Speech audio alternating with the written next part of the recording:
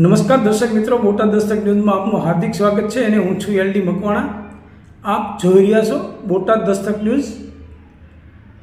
દર્શક મિત્રો, બોટાદમાં અત્યારે એવું અંધાધૂંધી વાતાવરણ ચાલી રહ્યું છે કે બોટાદના જે ગેસ્ટ હાઉસ છે એમાં 90% ગેસ્ટ હાઉસમાં વ્યભિચારનો ધંધો ચાલી રહ્યો છે. અને આ વ્યભિચારનો ધંધો ચાલી રહ્યો છે એમાં લોકોમાં થતી ચર્ચા મુજબ જેના અંડરમાં આવે છે એવા અધિકારીઓ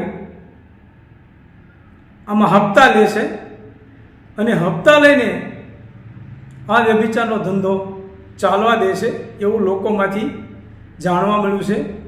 અને લોકો પણ સાચા છે એવું લાગી રહ્યું છે, કારણ કે ગેસ્ટ હાઉસમાં બે રોટો કોઈ પણ જાતની બીક વગર આ ધંધો ચાલી રહ્યો છે, કારણ કે કોઈ કહેવાવાળું ન હોય એવું લાગી રહ્યું છે.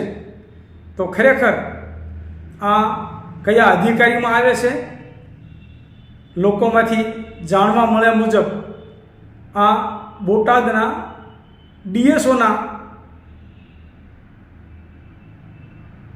ચાર્જમાં આવતું હોય અને બોટાદ ડીએચઓ હપ્તા લેતા હોય એવું લોકોમાંથી જાણવા મળી રહ્યું છે. તો ખરેખર આ ગેસ્ટ હાઉસમાં જે વ્યભિચાર ચાલી રહ્યો છે એ અધિકારી ક્યારે બંધ કરાવશે એ જોવાનું રહ્યું, કારણ કે વિજિલન્સવાળા આ મારો વિડીયો જોઈને ઉપરથી રેડ કરે તો ખ્યાલ આવે એ ખરેખર શું છે. કારણ કે આ તો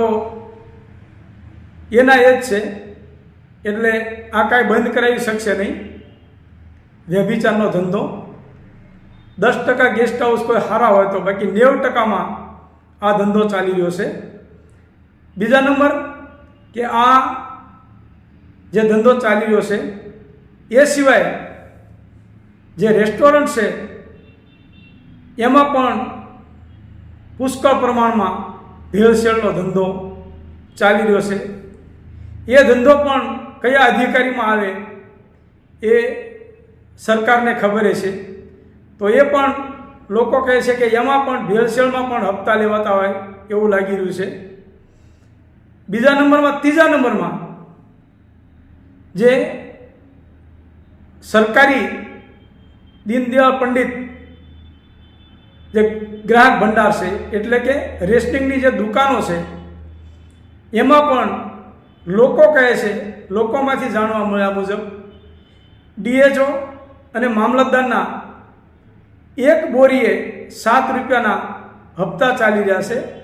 તો આ શું? ડીએચઓ સાહેબ તો મોટી રાજા ભોજની વાતો કરતા હોય છે, તો આ જે હપ્તા એક બોરીએ 7 રૂપિયા લેવાય છે એ કોણ લઈ જાય છે? આ તો ડીએસઓ સાહેબના અંડરમાં જ આવે છે રેશન શોપ. તો એક બોરીએ 7 રૂપિયા એટલે વિચારો તો ખરા કે બોટાદની 70ની આજુબાજુમાં રેશનિંગની દુકાને છે. એ સિવાય બરવાળા,